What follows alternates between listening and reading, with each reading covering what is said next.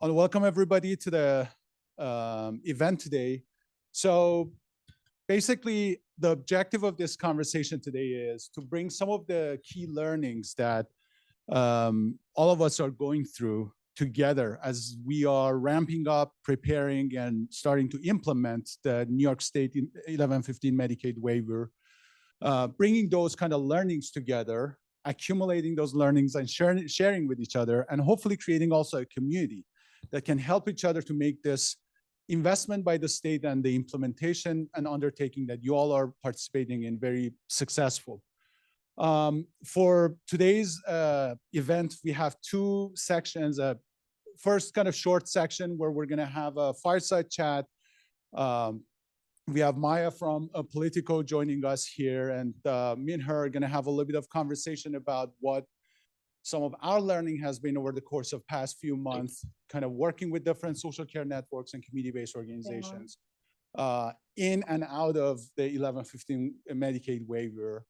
And then we're gonna move on to an amazing panel discussion. We have all-star panels, 4 of the leaders of the social care networks that will join us on the stage, and we're gonna do a discussion here. We're gonna have definitely a Q&A section afterward, and you could either ask your questions or share your questions with us, and we could ask them from the panel members. And then after that, hopefully you can enjoy some snacks and drinks and connect with each other, and hopefully kind of have more conversations at the individual level. Once again, Blooming Health welcomes you all to this event today. We're really privileged and excited and humbled to be able to bring the community together. And I'm pretty sure we're not the only one doing this, but we're hoping that we can contribute to this basically. With that being said, I wanna welcome and call to the stage Maya Kaufman, who is a basically New York healthcare reporter at POLITICO. We're really excited to have you on, Maya. Let's get started with the first section. Thank you so much.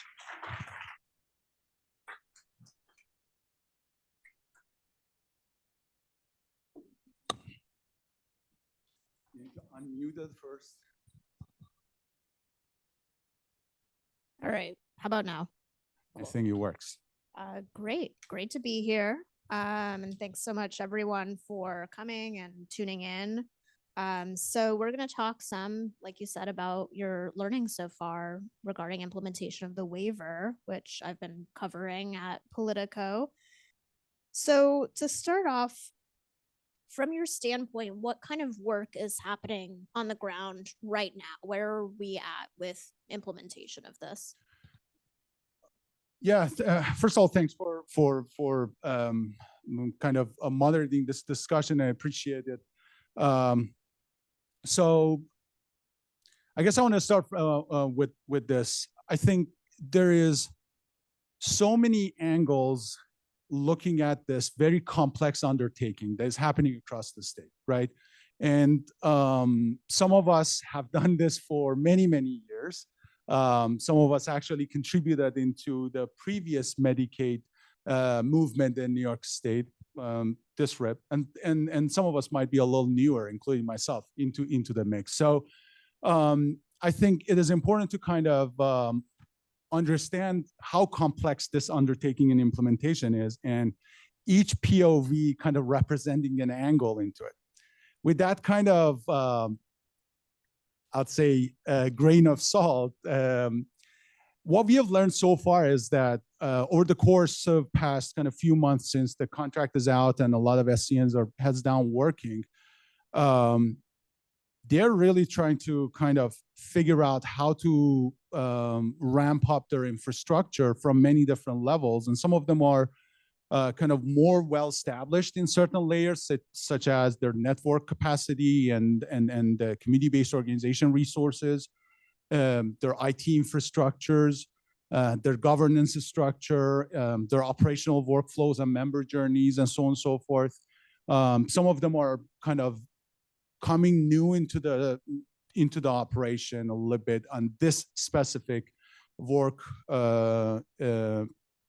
package and trying to kind of figure out those components of operational requirements.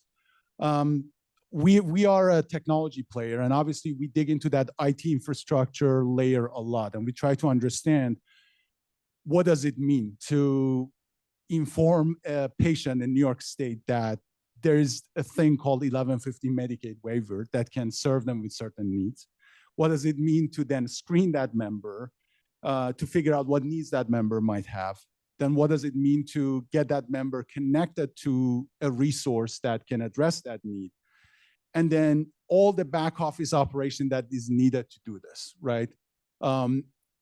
Something that I think I'm very impressed by the work that we have seen social care networks doing is how humane the approach has been throughout this. I mean, I've seen a lot of different kind of healthcare investments and kind of regional revolutions. I've rarely ever seen the attention to the community as much. And New York, I think, is an amazing case study with a very diverse population and with a lot of unique, diverse sets of needs, which also is very challenging for a lot of social care networks. So like if you're serving people in Manhattan, New York versus Western New York, a rural county, the nature of the operation could be slightly different. So what we have learned is the following. It is a complex process. Each SCN is almost a different kind of entity, like when you look at it from a kind of even operational workflow perspectives. I think there's a very impressive kind of progress so far, but I also think there's a lot of unknown unknowns in the system right now. I think as the rubber meets the road, we're gonna learn a lot more about those. And I think what we need to do is really just learn from the innovative sectors of our economy where iterative process is the best process to kind of fix complex problems. And I think that's what's going to happen with the 1115 waiver and the SCNs in New York State. Mm-hmm. Going further into detail and that process happening right now, what are some of the main challenges that you're seeing on the social care network or SCN side, and then also for CBOs, the community-based organizations, as they're starting to lay this groundwork, and how do those challenges differ by region? Yeah, that's a very complex question to answer in a way, because we're talking about 9 different kind of answers here in a way. A few things that I think are probably interesting to think about. One is that for decades we've been talking about flowing healthcare money into community-based organizations to build more robust community-based organization networks, and then as a result of that, address needs upstream and reduce costs downstream. I think this is one of the first times that's really actually happening at a huge scale. So as a result of that, there is a lot of learnings for community-based organizations that are trying to navigate their way through this, learning from their SCNs what the expectations for them are operationally, and then what the cost and capacity is needed to deliver the outcomes that is required by the state, by the SCNs, et cetera. The second, I would say, kind of challenge that is kind of relevant to the area that we work on is just patient journey.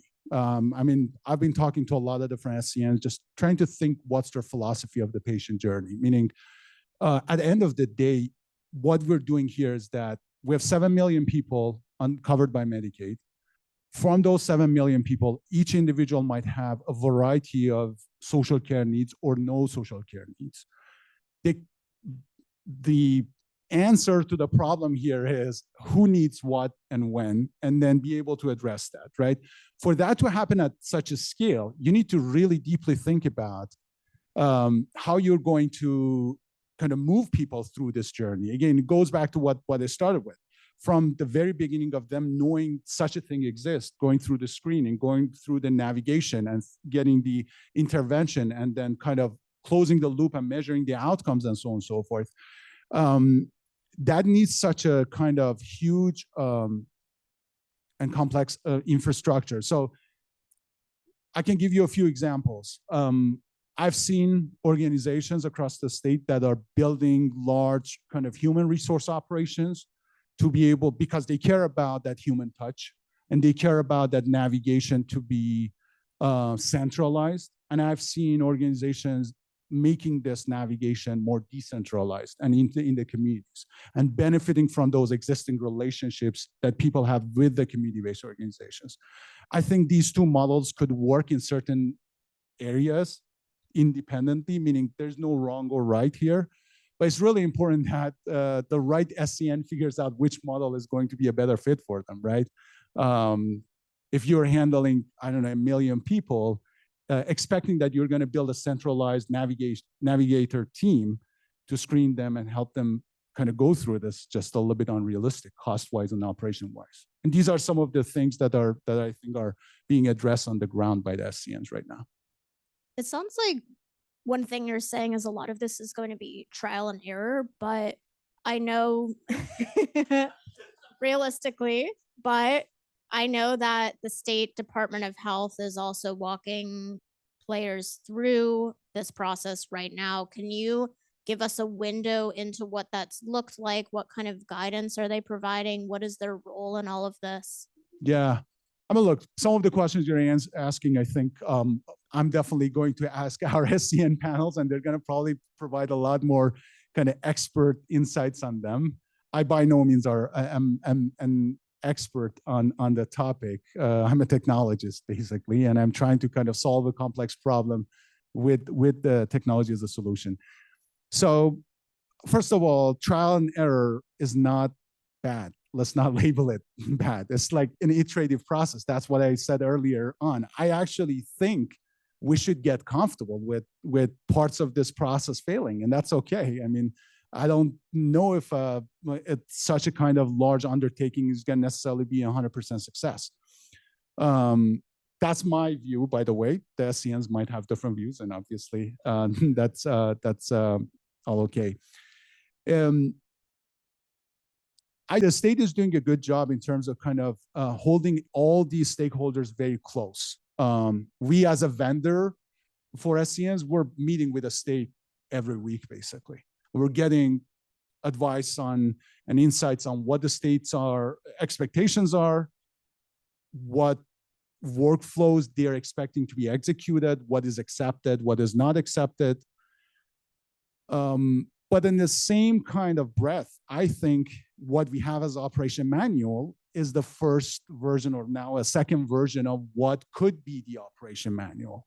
That goes back the way I start to answer these questions. Like, if we think there's an operation manual 2.0, and that operation manual is going to be 100% implemented, and that's it, I think we're in for a lot of good surprises down the road.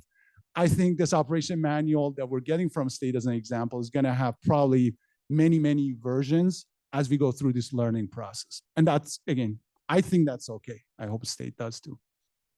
Along those lines of expectations, how are we measuring success in all of this? And if we're talking about data too, what kinds of metrics should folks be looking at? I mean, look, I think there's some explicit metrics requirements in the contracts and in the operation manual with the SCNs. Some of it is really kind of simple stuff like members reached and members screened, and then needs addressed and so on and so forth. Some of it is a little bit more kind of convoluted and complex. There's a lot of kind of metrics on the payment side for the SCNs, and again, this is my opinion, and I think SCNs can add their points of views to it, that could probably be restructured a little bit and be a little bit more outcome driven than method driven. Meaning, we're talking a lot about self-screening as an example. Self-screening, I think, is an amazing solution to scale up screening for members. However, I think defining self-screening in a narrow scope, that you need a web page to go in and screen yourself, it's just, I think it's going to be a a little bit of a self-inflicted wound, because guess what? A lot of Medicaid members might not be able to go to a web page. They might not have access to broadband. They might not be able to kind of have the time or the devices needed to do so. So if we think that that's the only definition of self-screening, that might limit us. So this goes back to the metrics that you talked about. One other thing I want to talk about metrics that I think is interesting, and whenever I read these operation manual kind of scripts and parts, every time it surprises me a little bit. Like just let's speak about it. Like if you have 7 million people and you need to screen 80% of that population by the next year, that's like 5.5 million people. Just do the math. How much time does it take to screen each individual? And then what would be basically the human resource needed to execute that, right? So I think there's, again, these are some of the stuff that we're still trying to learn about and understand what states' expectations are and so on and so forth. But I think these are some of the challenges that I'm really curious to see how SCNs are going to overcome and execute on or like ask or provide feedback to the state that, hey, what you're asking us is not realistic. We need to do this and this and this to make it more realistic. One of the things that I'm thinking about with all this right now and my reporting, and I'm curious what you think about it as well, is how might the incoming Trump administration affect the waiver implementation? Yeah, that's a great question. Actually, I was at a meeting today that was a kind of a health coalition, national health coalition kind of monthly meeting, and they invited a kind of a health policy expert to kind of give some analysis. What does not only Trump's election, but also kind of the changes in Senate and House mean into some of the health policies and some of the kind of conversations going around both Senate House and White House. It seems like, again, we're here just doing some analysis and some speculation. I don't think until we see the facts and we see the outcomes, it's going to be hard to really properly project outcomes here. But first of all, it seems like a lot of focus by Trump administration is on FDA, NIH, and CDC. Those areas where seems like going to influence drugs, food, and all in all, what we take into our bodies, basically. I think we've seen some of the Trump advisors talking about those policies and the kind of need, per their point of view, to restructure some of those entities. Now, when it comes to some of the policies around Medicaid and Medicare kind of covered by CMS, my understanding, and it just happened to correlate with some of the analysis this policy group has done, I don't think there's going to be a lot of influence on Medicare and Medicaid spending, even though a lot of governments all the time talk about they want to cut down on Medicaid and Medicare. I think it is not a very popular policy, and I think Trump's administration is going to be trying to ride that popular wave, and I don't think this is something they're going to cut down on per se. The other thing that I want to mention is that an investment like this by a state like New York, no matter who is in a federal office, is going to be under microscope, for sure. It's independent of whether Trump is in office or Biden or who is running the two houses. So as a result of that, I feel like 2025 is a really, really key year for New York's Medicaid, in my view. I think the outcomes of this project in the first year is going to probably determine how much federal support it's going to get for second and third year and any extension possibilities after that. And I think even state might be under a lot of pressure to kind of think about this and go through the outcome analysis. And the final kind of point I want to mention about this is that I feel the SCNs that are working, and I'm not saying this because we have 4 of them here, but I feel like the SCNs that are running this project, they've got this. I mean, I think a lot of New York social health and community health players have gone through DISRIP as an experience. Fortunately, I've learned a lot through it. And I feel like I'm very optimistic, just kind of to summarize. I feel like the outcome in the first year is going to be probably significantly more successful than a lot of folks might expect it might be. It's going to have a lot of unknown components to come to the surface as well. And again, I think it's okay. And I feel this is going to be a national model. Let's see, but I really hope so, and I think so. No pressure. I think we have time for one more question. Sure. So thinking forward looking, what kinds of gaps have you seen so far that need to be filled as we're putting together these networks of community-based organizations and looking at actually standing this up? That's a really good question. Let me tell you this. When we started Blooming Health, we actually first spent, like before we even actually built any solutions or thought about building a solution, we spent a lot of times in the community-based organizations across the 5 boroughs.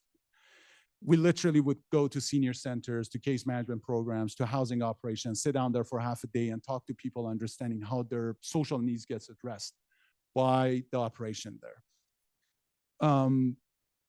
As a result of that, we have made this bet on community-based organizations that we think are going to be the future of our healthcare.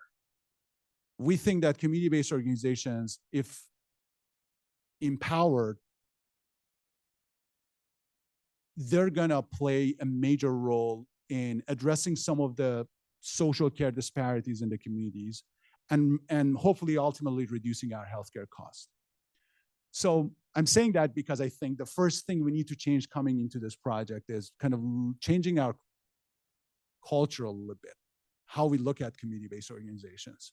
Because I personally think that a lot of us in the healthcare industry might look down to community-based organizations. We see them not sometimes as sophisticated, as not well established, not being able to produce the data required, not being tech savvy, all of which I think is not right.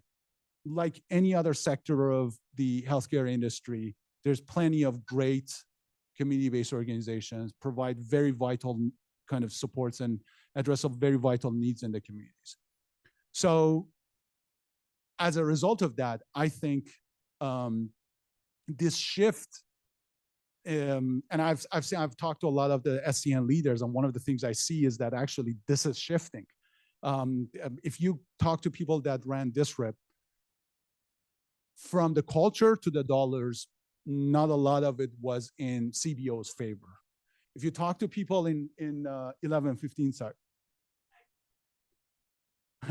So, in 1115, what I'm seeing is that shift. And I think that's gonna be probably the key to success here. We actually ran this project together with AARP, trying to get a lot of low-income older adults enrolled in benefits like food stamps and MSP and so on and so forth, and get them connected to some home-delivered meals.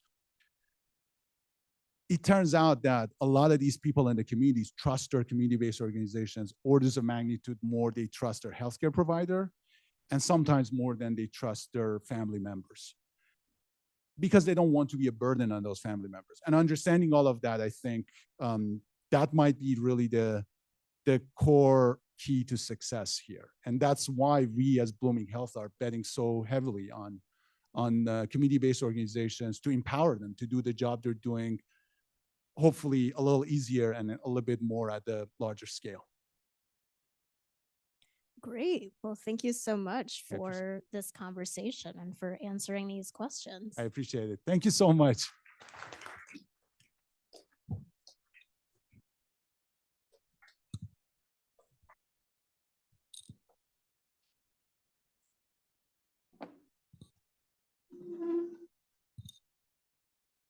All right. I'm going to now switch my role a little bit from the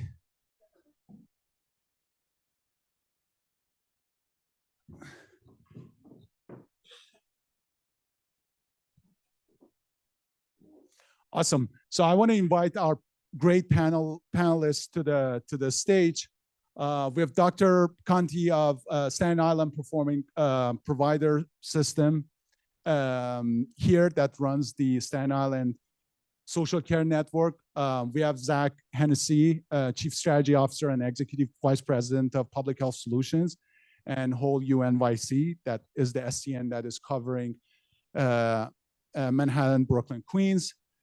We have Lori Andrade, Executive Vice President of Health and Welfare Council of Long Island.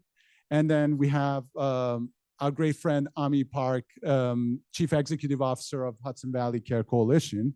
They're already on, so we're gonna get started after you give them a round of applause, and we're gonna dive in.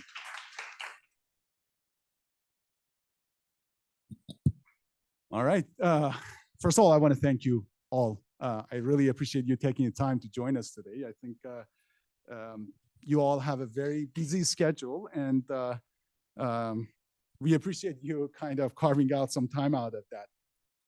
So let me just get started here. So to kind of get started here for the audience, I wanted to kind of start with a question of what do you see as the most kind of important component of this 1150 Medicaid waiver? And some of you have done, as we discussed, the district project before. What in your view is like the most important component of this investment that might be a cause to success to it? And then also, where are you in kind of establishing and setting up to prepare for your potential launch in not potential, certain launch in 2025.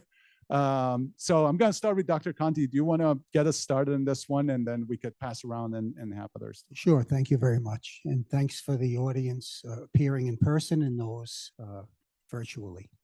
You know, to me, and I've said this before, trust is the foundation of anything to do with the community. It's like the oxygen that you know, feeds the human organism.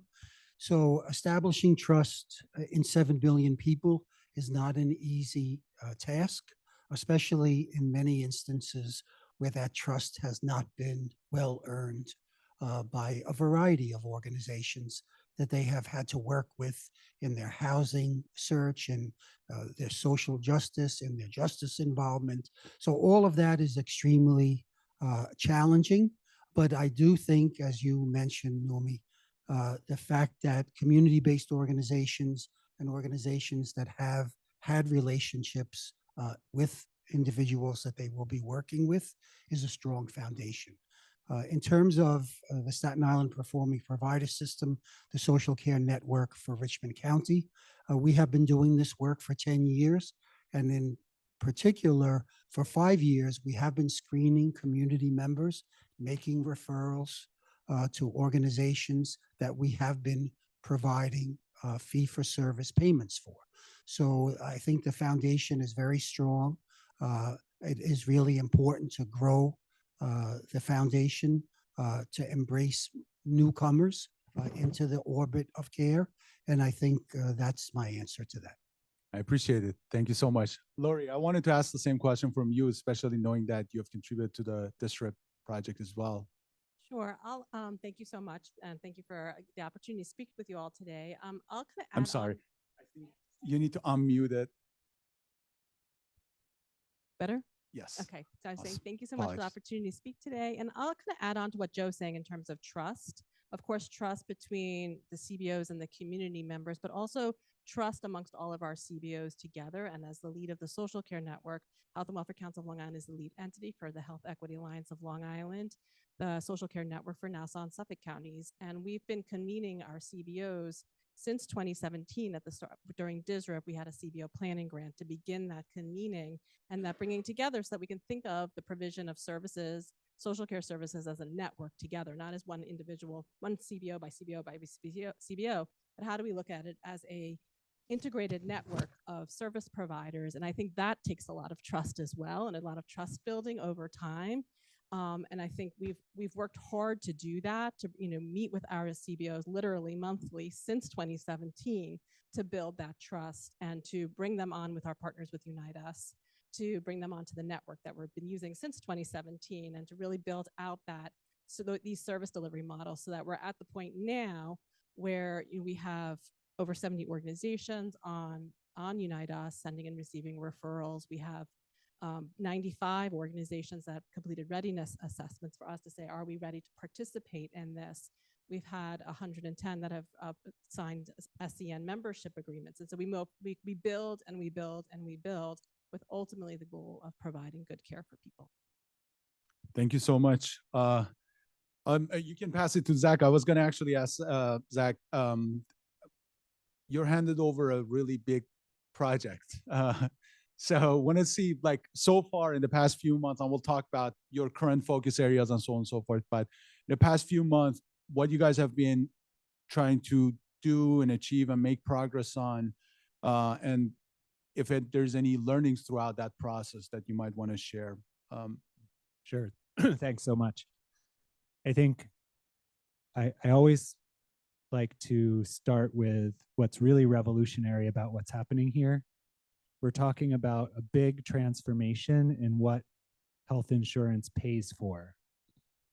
Rental assistance, utilities payments, home delivered meals, community transitional supports, housing, non-medical transportation.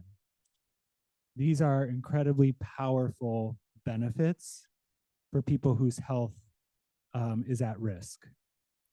And I think that's just an important statement to make. We also have an incredible opportunity to have a coordinated, technology-enabled social safety net for the first time in history. Real-time collaboration, real-time communication across organizations and across sectors. So those are like the big, huge opportunities on the horizon for this waiver. We are really thrilled that the state awarded us 3 regions. It's 3 million members. It's an incredible responsibility that we take seriously. It means we only have to build one infrastructure. So there were tremendous economies of scale, which translates to more capacity building dollars for community-based organizations who are in our network. So that was why we applied in multiple regions. We have 11 service centers across the city of New York that have been providing services for over 50 years in many of the neighborhoods where we're located, and longstanding contracting and partnership relationships with both healthcare and community-based organizations. And, you know, like others have said here, where we are in our process is really doing as much engagement and communication with the community-based organizations and the members themselves. So our community-based organization capabilities assessment includes surveys with all of our community-based organization partners, along with a Medicaid Member Advisory Council, to hear from Medicaid members themselves, their experiences in talking about their economic circumstances, who, where, and how these conversations are best situated. and using that information to inform our approach. We are a decentralized model that you mentioned because we have 3 million members. We're a navigator of last resort because we know there are so many talented community-based organizations with deep inroads in community with hard to reach groups. And so we're going to rely on them. And we have no doubt that they can perform well, because really it frustrates me to no avail to hear healthcare talk about integrating community-based organizations into healthcare, when really we should be talking about leveraging the incredible community resources that exist for the benefit of healthcare in new ways. It's healthcare coming to us, the community-based service providers, because the value is there and the capabilities are there. Awesome. Thanks, Zach. Want to go to Amie. Amie, you've been operating a health home operation for a while, and obviously you bring a lot of those learnings into the mix. And every time I talk to you, I actually learn something new from that experience kind of coming into this. But wanted to kind of hear your thoughts on and how you plan to kind of leverage community-based organizations as a kind of key arm to execute this, and what you have been focused on over the course of past few months. Thank you. Thank you for being here. I think we're at a really exciting time in New York State. Inheriting my parents' view of life, I've been fighting for social justice for a really, really long time. And so this waiver, to Zach's point, is a transformation to really advance health equity. What we've been doing in the Hudson Valley is, as Nima said, we founded a community-based health home, and we're one of the only lead health homes that had the continuum of care as part of our network. So we had hospitals, we had FQHCs, we had CBOs as part of our network, delivering health home care management services. And health home care management services is exactly what we're doing with the social, with the health-related social needs. But the care managers were doing that one person at a time. And so what's so transformative of this waiver is now we're going to have a centralized area where people then can deliver on a system level and really address systemic barriers to accessing. Now, there's going to be barriers that we will not, or systemic issues that we may not impact, but I think we will be able to impact systemic barriers to access and improve the quality of care that members, especially marginalized members of our communities, experience on a day-to-day basis. And how we have leveraged community-based organizations is that they're our core. Our core are community-based organizations, mental health providers, substance use providers, food pantries, nutritional classes, nutrition, housing providers. Those are our core. And then what we did was we leveraged our county governments, because county governments are safety net as well. So county governments deliver the same services that we are delivering in the social care network, but they've been doing it for a really long time, and they're the safety net provider. So they're part of our ecosystem. And then finally, we reached out to our hospital systems. And I have to say, in the Hudson Valley, we were well received. We have received support from 95% of our hospitals that are willing to be part of our social care network. But at the core are the community-based organizations, because everybody has said it on this panel. It's the agencies that are around the corner in their community that they're going to trust first, right? They're going to go to all of those, to the area that they were treated with dignity, with respect as a human being, regardless of the way that you look, regardless of your gender, regardless of your race or your socioeconomic status, because they were welcomed, and they were welcomed with love and care. Yeah, really appreciate that.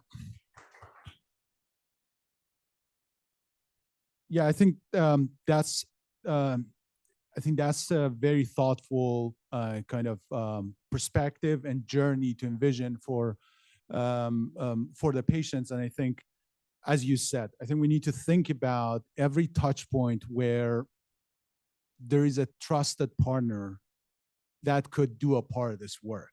And that you don't need to establish new touch point necessarily. You could just benefit from those trusted links. Now, that being said, each of you are running a very kind of different region, different kind of needs, population kind of demographics and distribution. I'm wondering, what do you think is something kind of unique about your operation? And I think this is interesting because these uniquenesses, what I have seen is coming from a lot of localized learnings, and those localized learnings sometimes could apply to other regions as well, and maybe prevent from another SCN needing to go through that cycle of learning, as an example. So wanted to go through and see what each of you think of some kind of unique aspect of your operation, and some of the stuff that you might have been focused on, or you're focused on right now, that's kind of more related to your operation. Let's start this time with Lori. Thank you. I think we're really focused on continuing to engage with our CBOs and helping them understand the opportunity that there is right now to provide these services and receive a new reimbursement that they hadn't received before. So really a lot of education and engagement with community-based organizations right now. You know, a lot of meetings and making ourselves as available as possible, you know, to make sure that we're answering questions. You know, one of the things we do is we do weekly office hours, Tuesdays at noon, is to really just have an open session to answer questions that folks might bring. And we have 15 or 20 CBOs each week coming and asking questions. And it's that there's a comfort level that they know that they can ask anything in those moments. And they're, you know, we're just going to answer them to the best of our capacity in those moments, as well as, you know, digging deep and having meetings with our nutrition providers, our housing providers, other folks, and making sure that we understand really well what their current workflows are and the way in which they provide services now, so that we can use the waiver as an opportunity to enhance, expand, and further engage.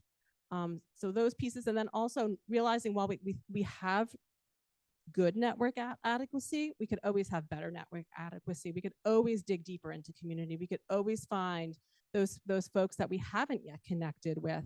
And I think it's going to be really important that we create safe spaces for people right now to connect to really, you know, systems of care that people might feel like maybe they're going to start to disconnect from at this moment in time.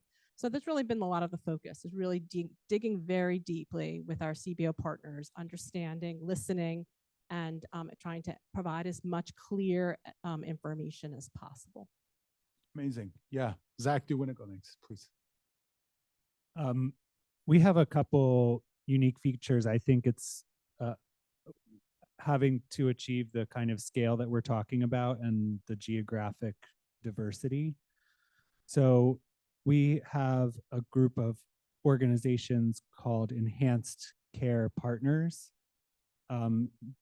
There are incredible organizations in New York City with expertise in supporting people transition out of prison or jail, for example, supporting pregnant and newly parenting families, for example. Each one of the populations of focus that the state has outlined.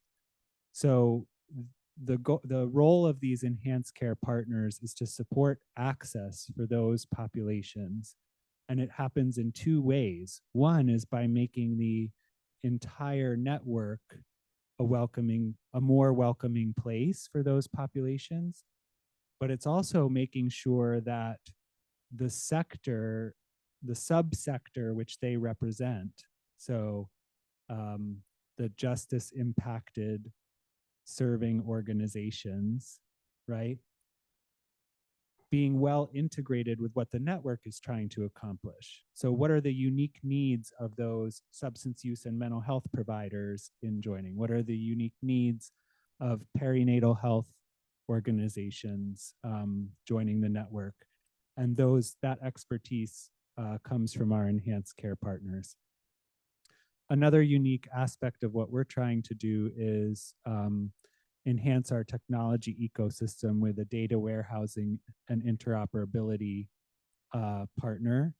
The goal here is to be able to bring in other sources of incredibly important data for the evaluation and performance management and quality improvement of the network. So bringing in publicly available data sets, bringing in pieces of information that are not included in the state's plan from health plans that allow us to better reach and engage folks, and being able to look at longitudinal program involvement beyond what's included in the waiver. Awesome. Thank you. Yeah. I want to hear from you, Dr. Conte. I know Sure, thank you've you. been doing this. Thank you, Numi.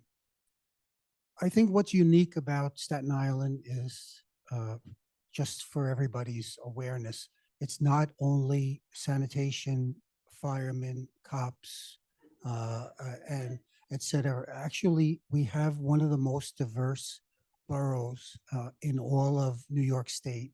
We have the largest Liberian population outside of Liberia, as well as many Central American, East European, and there's far fewer Italians than when Dr. Volpe and I were growing up on Staten Island. They all moved to New Jersey.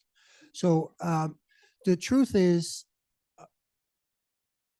just as Zach talked about, we are really focused on analytics. And our analytics lead us to emphasize the symbiotic relationship that CBOs and primary care partners need to have to be successful. I don't know if anybody in the room recalls this. I know Sal probably does, and a few others.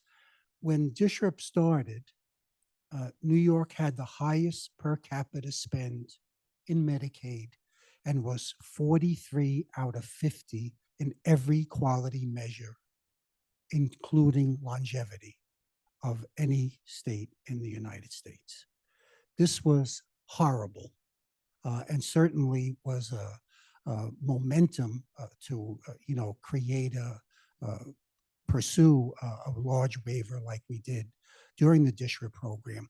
But what we found out very early on, taking in hospital utilization data, EMS data, district attorney data, information from psyches, and dozens of other sources, was that primary care was the foundation to success, and the community-based partners was the extension of that foundation.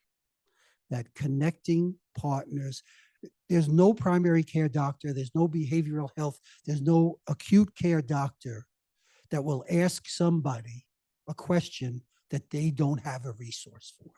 So the idea of asking somebody if they could feed their family was completely verboten. It was off the table, because why ask if you can't provide the service? And we realized very early on that despite the 5% that Judy Wexler fought against violently in the pay-up panel that we could spend on CBOs, we managed to spend 3 or 4 times that and bring in CBO partners to work with the primary care partners. And we were the most successful organization during the DSRIP period. We had the highest percentage of reduction in emergency room and hospitalization. And really what was more important is that those relationships with the FQHCs, the hospitals, the pediatric practices, behavioral health practices, they were cemented with the CBOs. Those relationships are independent of us. And I think, I'll finish with this.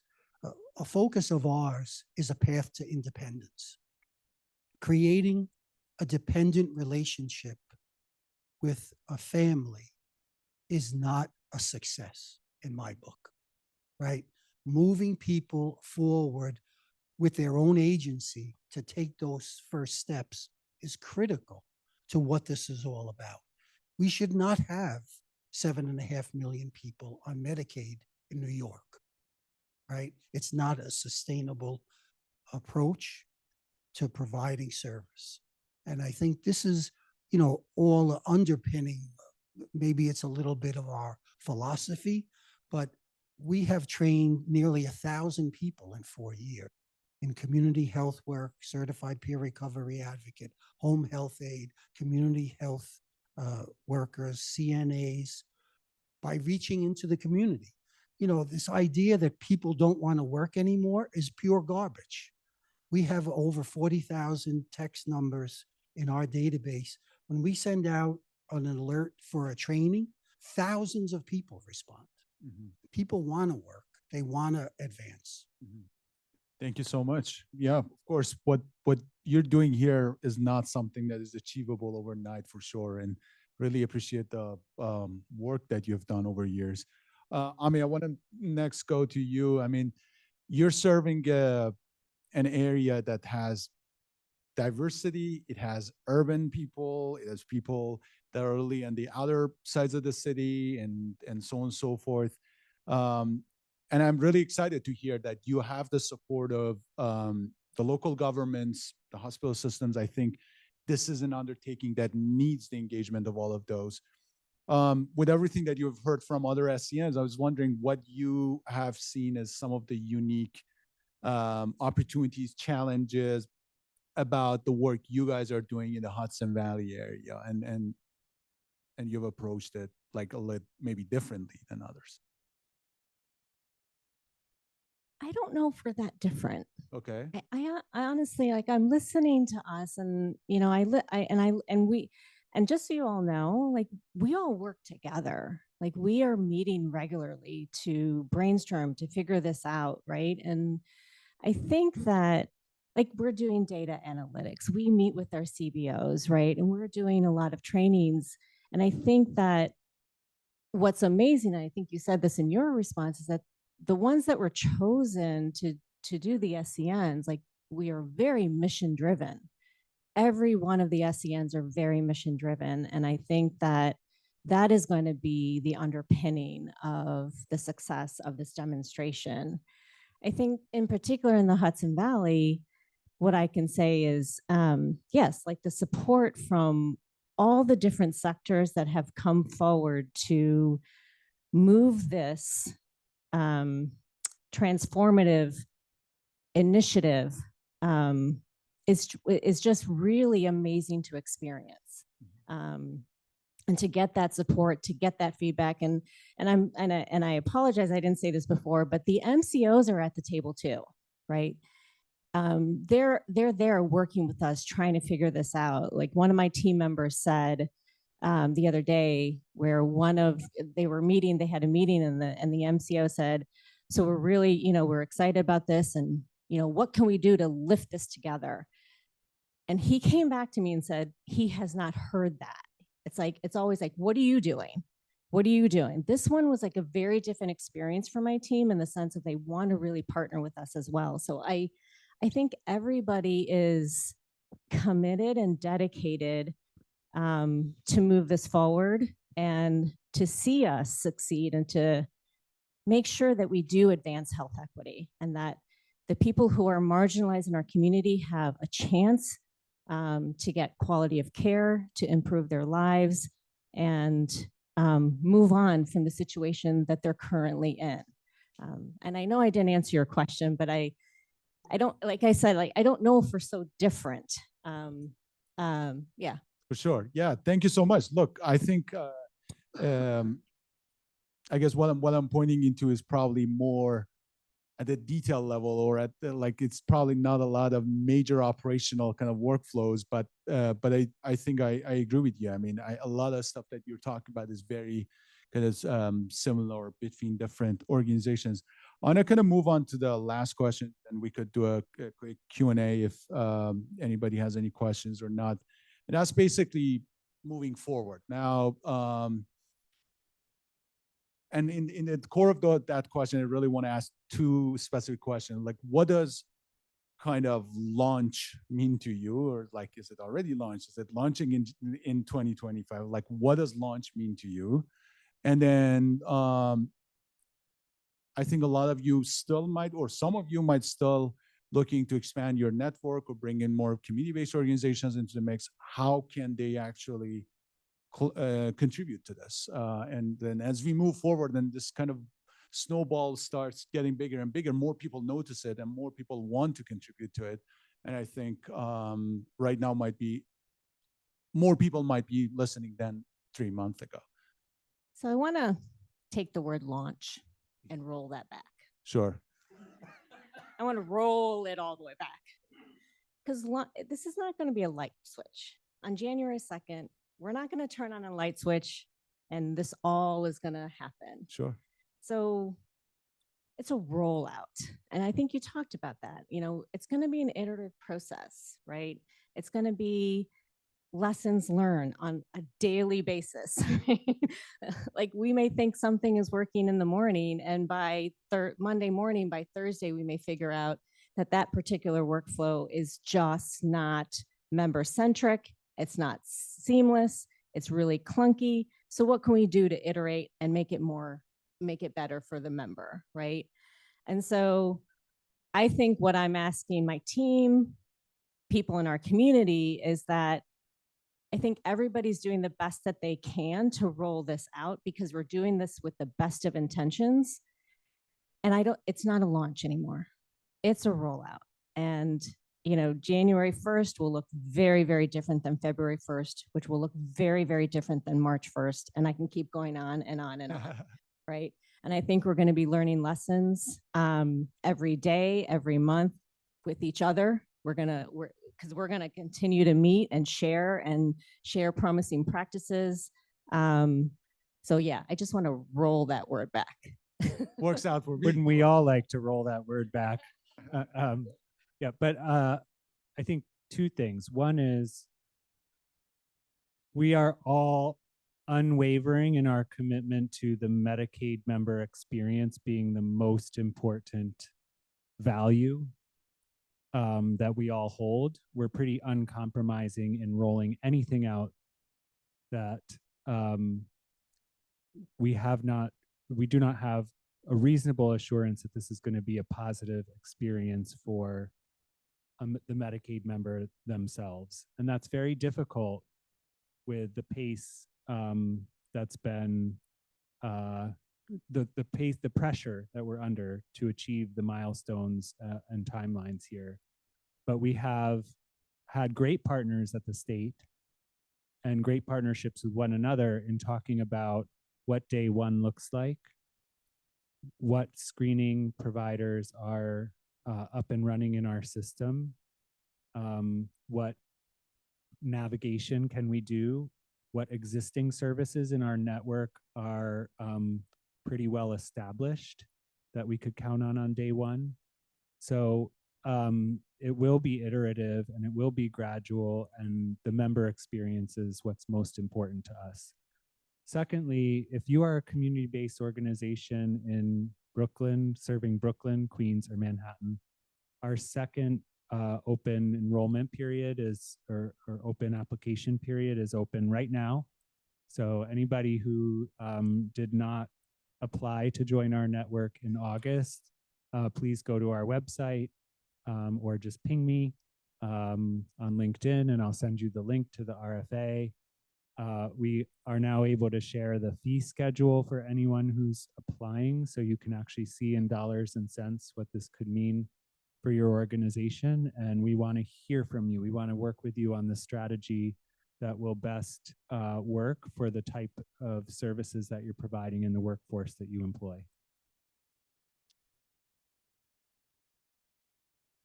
I don't think I have anything new to say from what they were saying. It is a rollout. It's going to be iterative and look for improvements. And it's really continuing to have that open communication and dialogue with the state, with our managed care organizations, with each other, with our CBOs, hearing from Medicaid members, as Zach was saying before, making sure that that constant communication is there so that there can be that iterative improvements and that iterative rollout.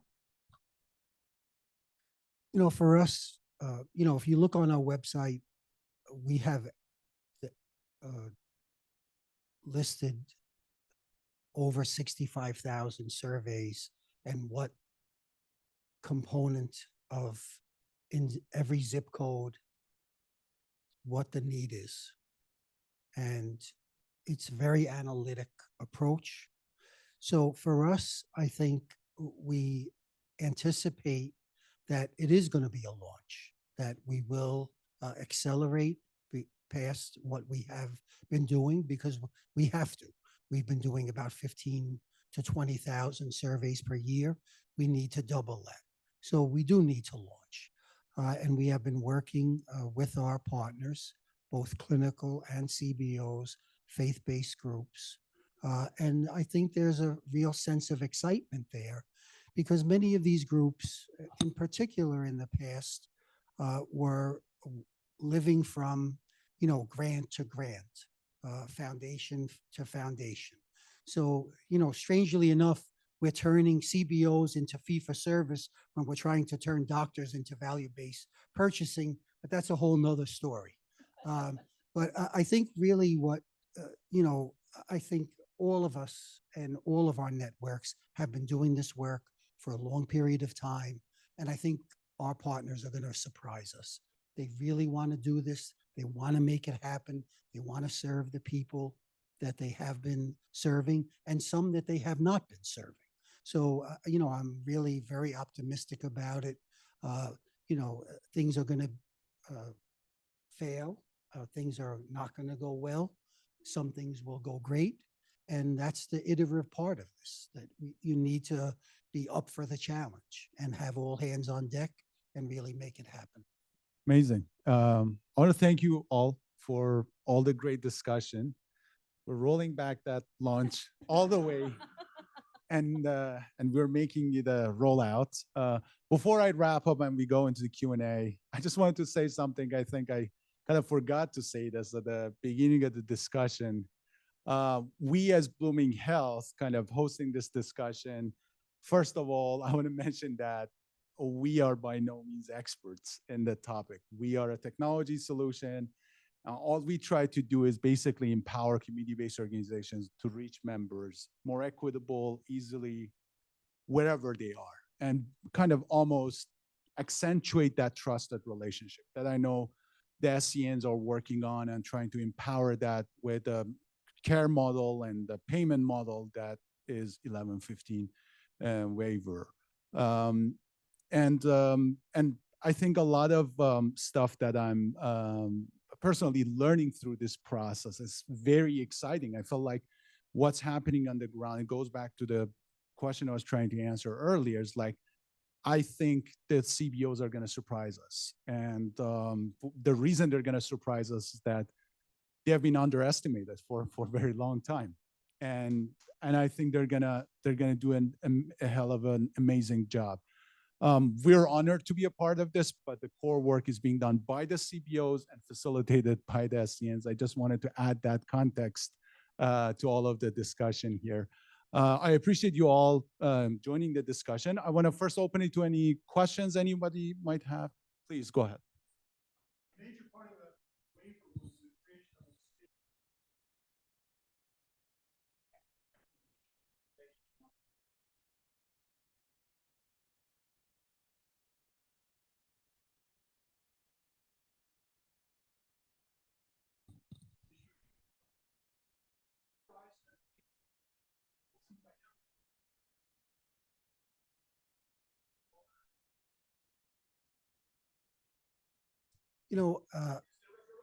There's a There hero will be. to shiro to zero. So please keep the checks coming, Department of Health. I think what's the role of the hero is well-intentioned. Because if you really think about this, it's an investment, cold analytic investment. And if we do not change the trajectory of unnecessary utilization and quality outcomes and cost, this investment will go nowhere, no matter what, especially with the change in administration. If we can demonstrate for sure that providing the services that we're talking about makes a difference in people's lives and the quality of their life, then there's ROI, and that's the role of the hero, to really take it all in, analyze it all, use the Medicaid claims data, use the data that we generate, and look at it all on a longitudinal basis.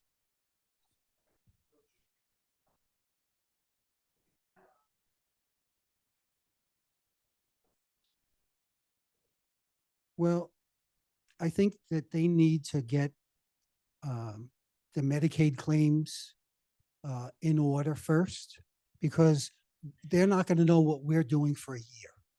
So I think they have a lot of work to do on their side of the house, working with the Department of Health to set up the models and do the projections and all of that.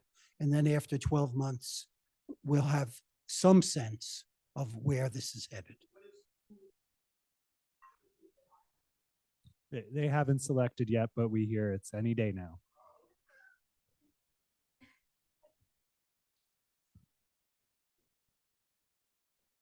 Thanks. This is my 4th Medicaid waiver in New York, and pardon me for being cynical about it. But this one, the title includes the word equity, and I haven't heard anything this afternoon that addresses the inequities, as we know are very, very serious, and how exactly they will be addressed in this waiver, and how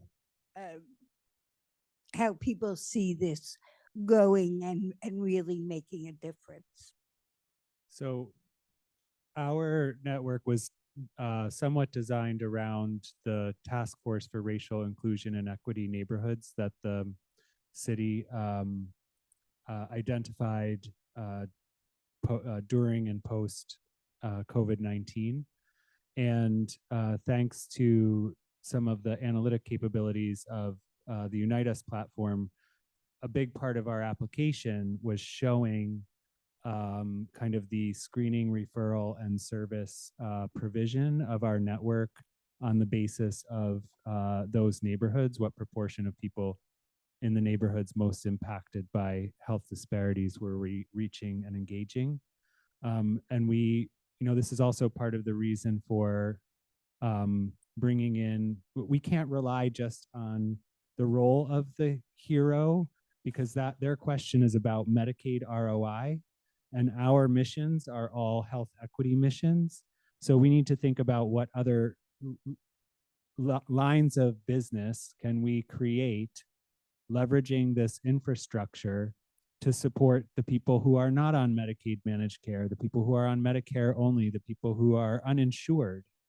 What we're creating is incredibly valuable for all of these groups that are unaddressed in the waiver.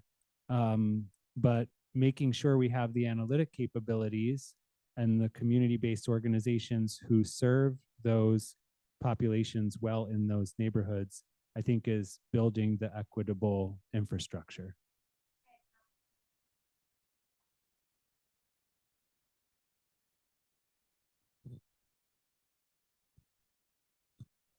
So in the Hudson Valley, again, as health home, as a lead health home,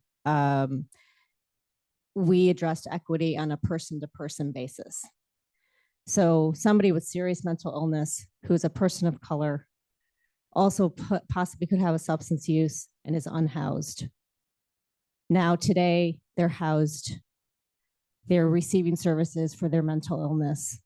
They're actually on their way to getting a job. To me, that's addressing equity on an individual basis. What we're doing in this transformative iterative is that more people will experience that. So right now, Hudson Valley, along with 2 other lead health homes, we may impact approximately 12,000 people. We hope to impact 700,000 people by 2027, right?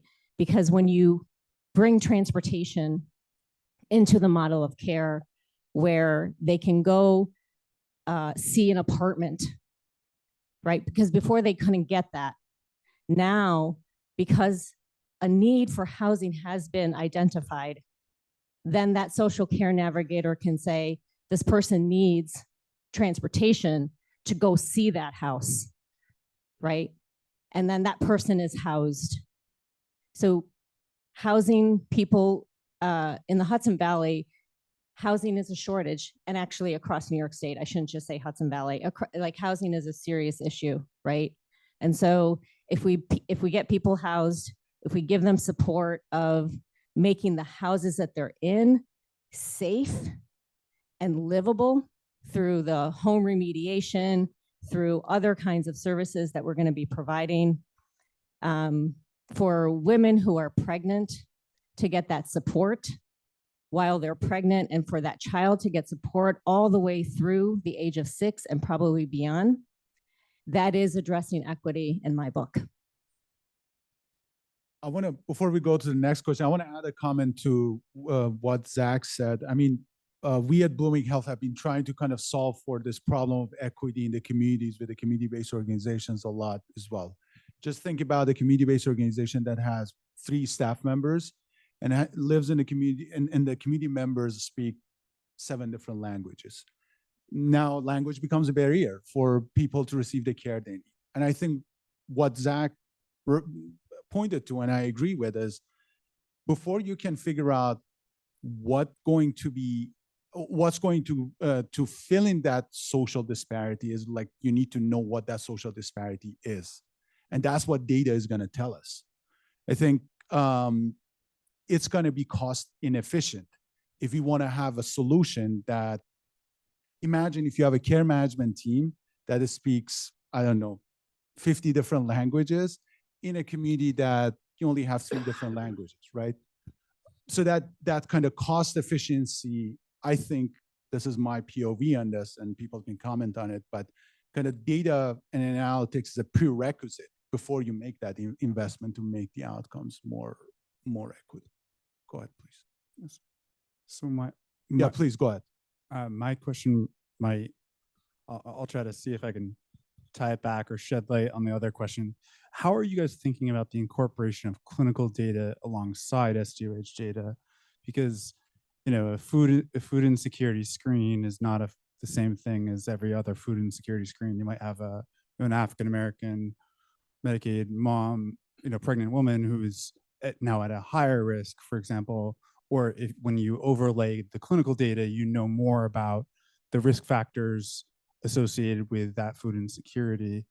You know, I guess this gets to my larger concern of that we in our industry, we tend to think about addressing SDOH as like this, you know, assessment and referral piece, and kind of losing some of the details on what happens in the delivery of the social services beyond whether, quote, they receive care. And then similarly in clinical care, you have the, okay, well, we want to assess and identify the need, but not really taking that kind of full holistic perspective of truly understanding the full risk factors when you're seeing this together. Does that make sense? I mean, sorry.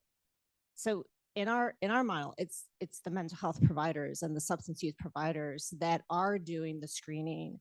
The primary care providers hopefully will do the screening too, right? So that's how we won't get the claims. We will fight for those claims, right? From the data analytics perspective, but from a care model perspective, the organizations that are delivering the clinical part are going to integrate that screen into their workflow. Okay.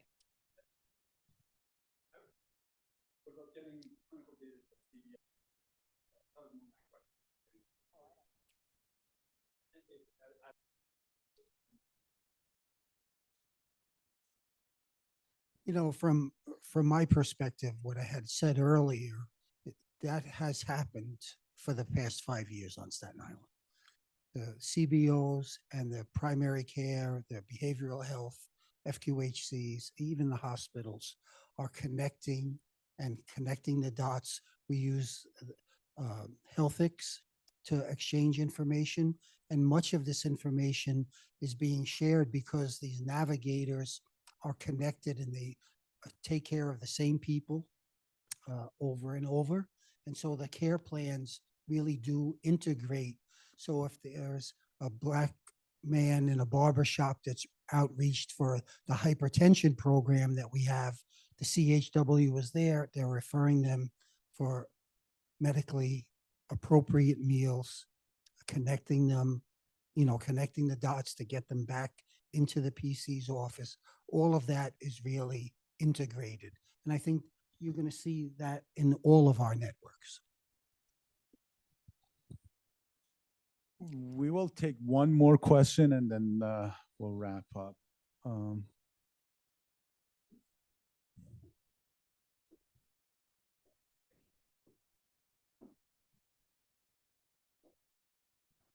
So, the SCNs, the SCNs are adding another layer of complexity to an already complex healthcare system in New York, and meaning so that there's more touch points now being added to a member, right? So you have care managers from Medicaid, from a health home perspective, from managed care organization, and now through the SCN, you may have touch points with a screener, navigator, CBO, and then enhanced care management. So where do you see the SCNs playing a role in helping to kind of really coordinate or create a centralized coordination of all of that for a member to make it easier for them to really use the services and navigate the services?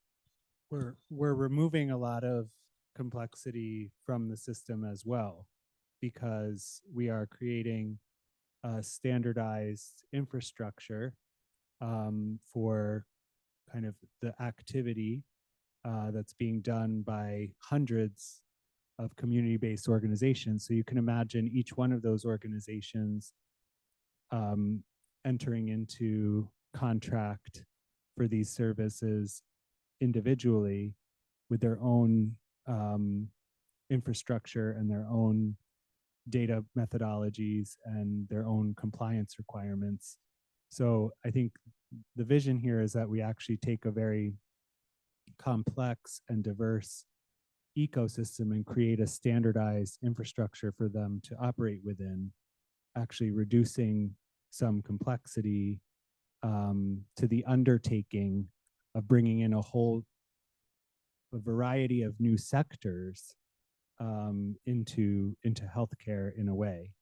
We're bringing healthcare patients and managed care members, creating access to this to these resources. So I think it removes a lot of the complexity as well.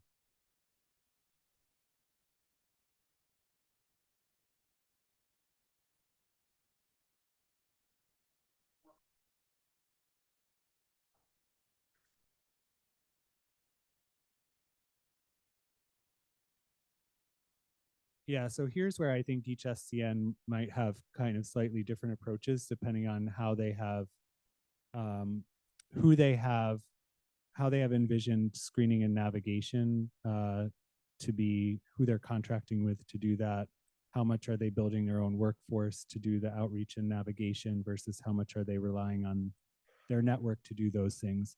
We're taking a very organic approach that organizations already have a navigation relationship, or they have an outreach and screening relationship with the people who reside in those communities. So they are leveraging the existing relationships that they have with those community health workers, those health home workforce, integrating as much as possible with existing care management, community health worker, and other social work workforce. I get what you're saying. So health homes have been talking about this since day one. So a health home member has possibly 15 care managers, right? Okay, that's the story of health homes. So I think in this way, one way to streamline is the IT platform that we're using, right? So Amie Parikh is a health home member, and Amie was screened by their health home care manager, right? But Amie shows up at the ED.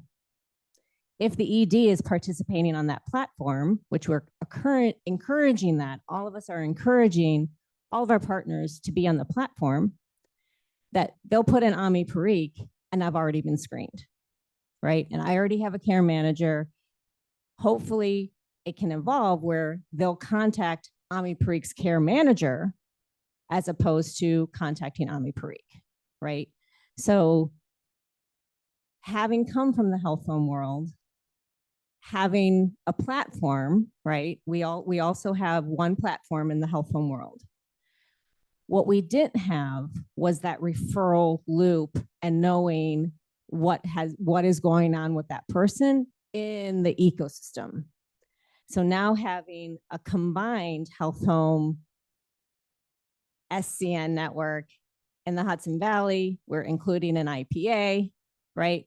So we're hoping to streamline that, and also hoping and working with hospital discharge planners that get in contact with either their social care navigator, use the social care navigator, use the health home care manager as the point of contact. It's a work in progress. It's been a work in progress, but I actually have hope now. I mean, I'll just say it's a risk. And that's one of the risk points that we're going to have to work to improve. I'll say on Long Island, we have over 700,000 Medicaid members. We have 12,000 Medicaid members who are currently in health home. We have a lot of opportunity to improve access to care for individuals, to have that referral to health home for individuals that we identify as being health home eligible, and we want to make that referral happen. But there's a lot of opportunity to create access to care for people that are currently do not have that access. Awesome. Here's my suggestion. We still have plenty of time. We have actually snacks and drinks over there, and you still can pepper these leaders with questions while taking a bite. I really appreciate you all taking the time. This was really good discussion, and thank you so much for opening up the door and kind of giving us some of the insights on what you all are learning and how you're executing and so on and so forth. I appreciate everybody coming in for this event. Thank you for all the questions. I hope some of them got answered. If not, again, you can continue the dialogue. I want to thank everybody that actually joined us on the Zoom. We're missing you here, but we hope next time you can join us in person if possible. And want to appreciate everybody, and you guys have a great rest of the evening. I hope you enjoy the drinks and snacks.